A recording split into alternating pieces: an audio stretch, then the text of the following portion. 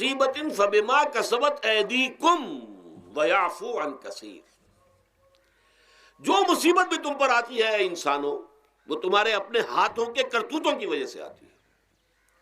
اور ابھی تو اللہ بہت سی چیزوں کو تو معاف بھی کرتا رہتا ہے، ہر تمہاری غلطی پر پکڑتا نہیں ہے، ہر خطا کے اوپر تمہیں سزا نہیں دیتا ہے، کوئی سزائیں معاف بھی کرتا رہتا ہے، عفو و درگزر سے بھی کام لیتا ہے، بہت متحمل اور حلیم بھی ہے، بہت رحیم اور غفور بھی ہے اور کریم بھی ہے. لیکن یہ کہ یہ جان لو کہ ایک مصیبتیں وہ ہیں جو تمہاری اپنی پیدا کر دی ہیں، بما کسبت ایدیکم، تمہارے اپنے ہاتھوں کی کمائی. یہ کون سی خود کردہ، یہ در حقیقت ہے اجتماعی نظام جو انسان بناتا ہے. اس اجتماعی نظام کو غلط کر کے اگر اس نے اپنے لیے مصیبتیں کھڑی کر لی، مصیبت ہے لیکن یہ مصیبت تمہارے اپنے ہاتھوں کی لائی ہوئی ہے. تم نے نظام غلط بنایا ہوا ہے، تم نے دولت کی تقسیم غلط کی ہوئی ہے. اللہ نے تو رزق پیدا کر دیا اور سب کے لیے کافی ہے. یہ تم نے کیا ہے کہ ایک طرف کچھ لوگوں کے کھتے بھرے ہوئے ہیں اور ایک طرف کوئی فاقے سے مر رہا ہے. یہ خود کردہ ہے، یہ ہمارا کبھی ہے، یہ تم نے نظام غلط بنایا ہے. یہ جو نظام کے اندر خرابی ہے یہ تمہاری اپنے کرتوت ہیں، تم نے خود نظام کے اندر غلطی رکھی ہوئی ہے، ناانصافی گھولی ہوئی ہے، اس کا زہر گھولا ہوا ہے. یہ تمہارے اپنے کرتوتوں کی وجہ سے، اور اس کا علاج تمہیں کرنا پڑے گا خود. اور وہ علاج کیا ہوگا؟ اور نظام کو صحیح قائم کرو، اللہ کا دیا ہوا نظام، نظام عدل و قسط. یہی وجہ ہے کہ سورہ حدید کی جو آخری آیت میں نے پڑھی تھی وہ کیا تھی؟ اللہ تعالیٰ فرماتا ہے کہ ہم نے تو اپنے رسولوں کو بھیجا اس لیے، کتابیں نازل اس لیے کی. لقد ارسلنا رسلنا بالبینات، ہم اپنے رسولوں کو بھیجتے رہے معجزوں کے ساتھ، واضح نشانیوں کے ساتھ. وانزلنا معهم الکتاب والمیزان، ان کے ساتھ ہم نے کتاب اتاری، میزان اتاری. یہ سارا کچھ ہم نے کس لیے کیا؟ لیقوم الناس بالقسط، تاکہ لوگ عدل پر قائم ہوں. اب اگر تم نے اس عدل کے نظام کو چھوڑ کر اللہ کے دیے ہوئے نظام کو تج کر تم نے خود اپنا نظام بنا لیا تو ظاہر بات ہے سرمایہ دار جب نظام بنائے گا تو وہ مزدور کے بارے میں نہیں سوچ سکتا، اسے تو اپنی مصلحتیں نظر آئیں گی، اس کے سامنے تو اپنا نفع ہوگا. جتنا زیادہ سے زیادہ نفع کما لو، جتنا ان مزدوروں کا خون نچوڑ سکو نچوڑ لو. زمیندار نظام بنائے گا تو وہ بیچارے کاشتکار مزارع ہاری اس کی مصلحت نہیں دیکھ سکتا. وہ تو کہے گا مجھے اپنے بچوں کو انگلستان بھیجنا ہے تعلیم کے لیے، مجھے اپنے لیے جو ہے اسلام آباد میں بھی بنگلہ بنانا ہے اور پری میں بھی بنانا ہے، اور پھر مجھے تو ایئر کنڈیشن بنگلے چاہیے ہر جگہ پر. وہ تو اپنی مصلحت کو دیکھے گا. وہ غریب کے ساتھ کیا بیت رہی ہے جو دن رات کی محنت اور مشقت کر رہا ہے، جس نے ہل چلایا ہے، جس نے بیج ڈالا ہے، جس نے پانی دیا ہے، جس نے فصل کی دیکھ بھال کی ہے، جس نے پھر فصل کاٹی ہے. اس کے لیے تو بمشکل 2 وقت کا گزارا، وہ بھی بمشکل، اور اس کے علاوہ نہ اس کے بچے کے لیے علاج معالجے کی کوئی سہولت ہے، نہ اس کی اولاد کے لیے تعلیم کی کوئی کا بندوبست ہے. لیکن یہ کہ اسی کی محنت کے نتیجے میں عیش اڑا رہا ہے وہ زمیندار اور جاگیردار. ان کے محل ہیں، ایئر کنڈیشنڈ ہیں، ان کے بچے انگلستان اور امریکہ میں تعلیم حاصل کرتے ہیں. اب آگے بڑھ کر انہوں نے کارخانے دار بھی وہ بن گئے. وہی لوگ ہیں کہ جو اعلیٰ تعلیم حاصل وہ کرتے تھے وہی بیوروکریٹس بنتے ہیں، انہی میں بڑے بڑے افسر آئیں گے. عام آدمی جو ہے وہ تو شاذ نکل آتے ہیں، کچھ لوگ بہت ذہین بچے بھی ہوتے ہیں، غربا کے بچے بھی ہوتے ہیں، کبھی کبھی نکل آتے ہیں، لیکن وہ تو کوئی 1-2 دانے ہوں گے ایسے جو بہت ہی انتہائی طور پر غیر معمولی طور پر ذہین ہو. عام بچہ کہاں کرے گا، کیسے جائے گا؟ لہذا وہ پیچھے رہ جائے گا، وہ جونیئر کلرک ہوگا یا بہت تیر مارے گا سینئر کلرک ہو جائے گا، اپر گریڈ کلرک ہو جائے گا لوور گریڈ کلرک سے بڑھ کر.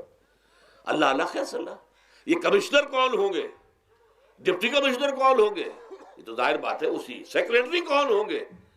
یہ 22 گریڈ والے کون ہوں گے، 21 گریڈ والے کون ہوں گے؟ ان کی اکثریت انہی لوگوں میں سے ہوگی.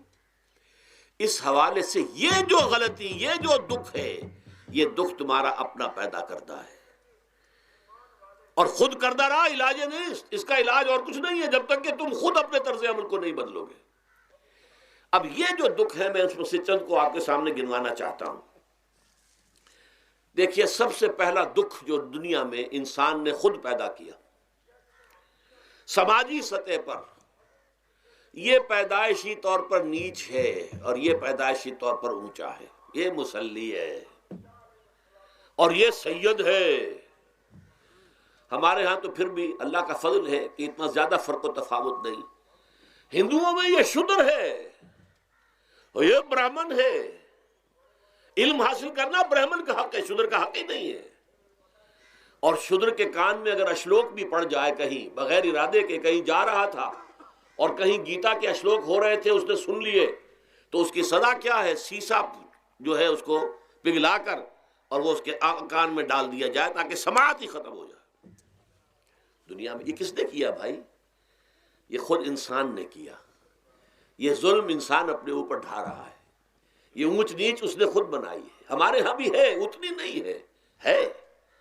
مصلی کا کیا مقام ہے آپ کے معاشرے میں؟ سید کچھ بھی ہو، بدمعاش ہو، زانی ہو، سید ہے. اسے تو جھک کر اس کے گوڑے کو ہاتھ لگائیں گے.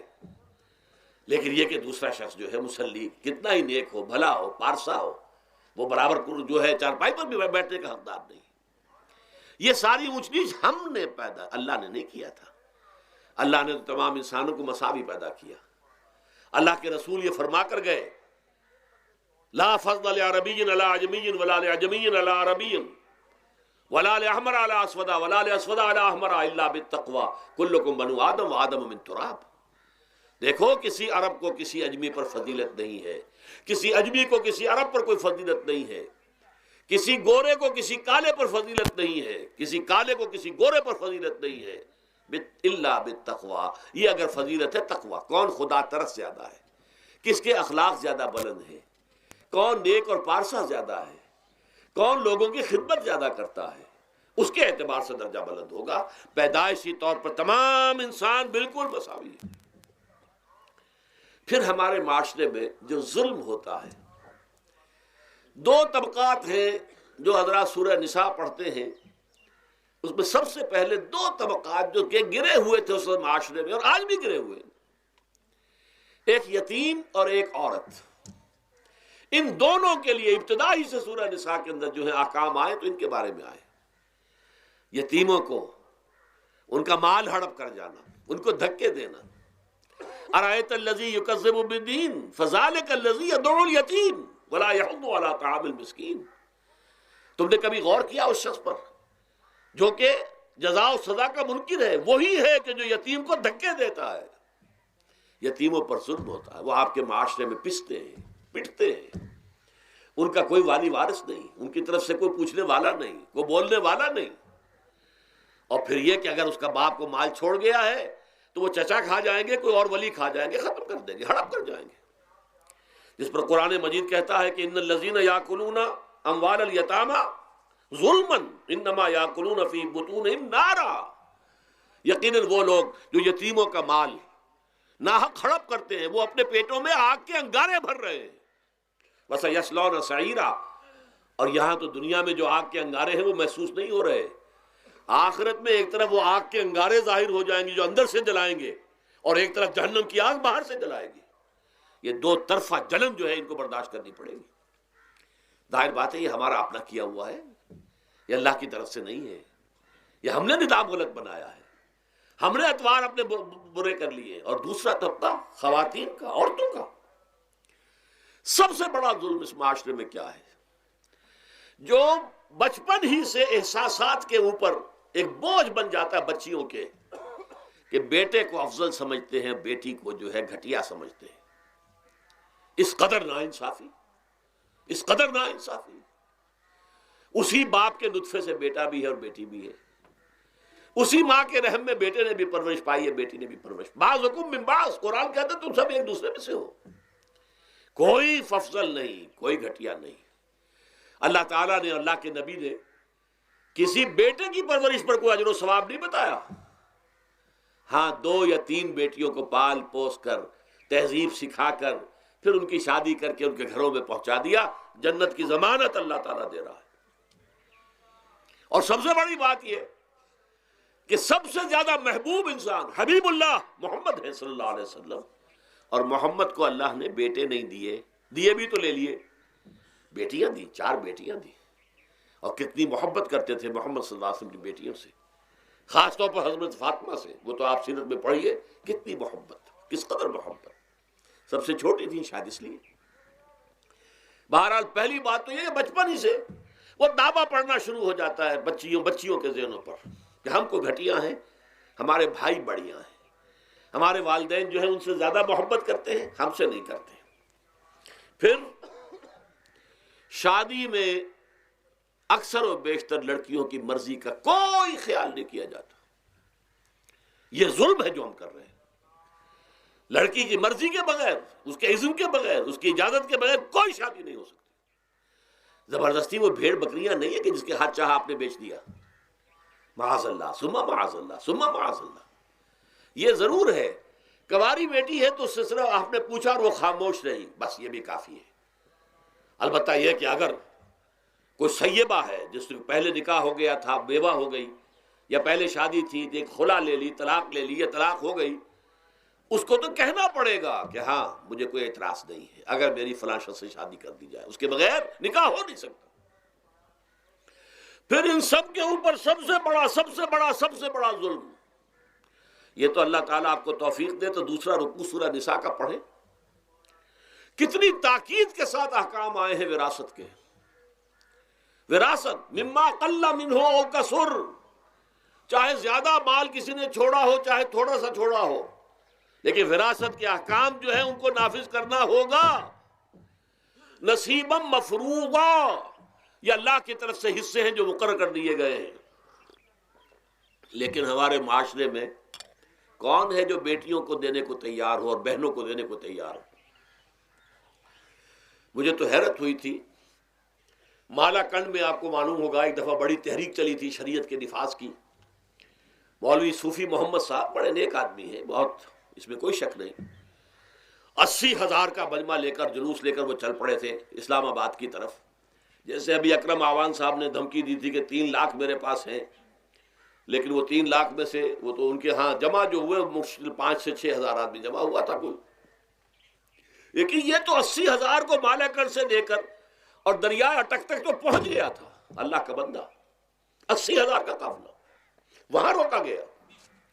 لیکن ان سے بھی جب میں نے جا کر بات کی کہ مولانا شریعت آپ نافذ کروانا چاہتے ہیں، لیکن کیا آپ بچیوں کو بھی وراثت کا حق دینے کو تیار ہیں؟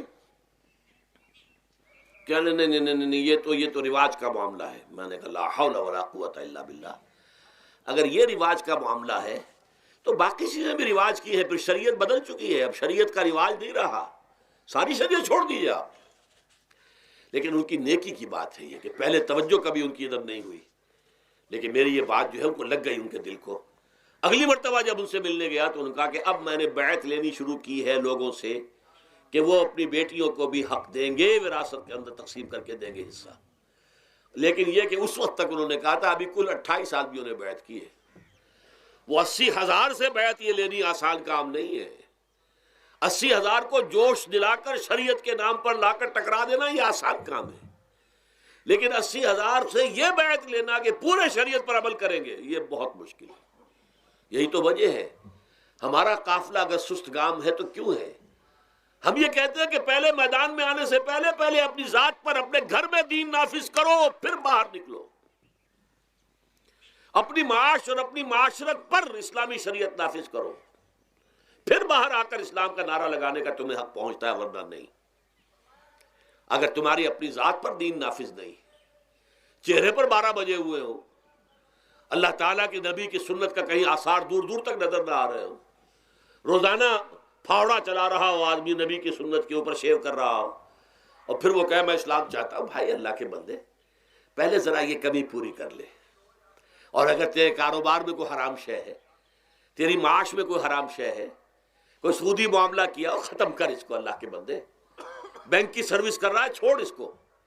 اگر یہ کام کر لو، بے پردگی اختیار کی ہوئی ہے. اللہ نے تو پردہ سکھایا ہے، اللہ کے نبی نے پردہ سکھایا ہے، شریعت اسلامی نے پردہ رکھا ہے. مردوں اور عورتوں کا اختلاط پسند نہیں ہے. اس پر عمل کرو، پھر آنا میدان میں، پھر دوسروں کی غلطی جو ہے بتانا اس کو کہ یہ تم غلط کر رہے ہو، مشرف تم یہ کر رہے ہو، غلط کر رہے ہو، فلاں تم یہ کر رہے ہو، غلط کر رہے ہو، نواز شریف تم یہ کر رہے ہو، غلط کر رہے ہو. لیکن یہ ہے کہ اس سے پہلے اپنے اوپر اس لیے میں نے آپ کو بتا دیا وہ واقعہ کہ انہوں نے بتایا، بعد میں اور بھی آ گئے ہوں گے انشاءاللہ، مجھے امید ہے، لیکن جب میں ملا تھا تو انہوں نے کہا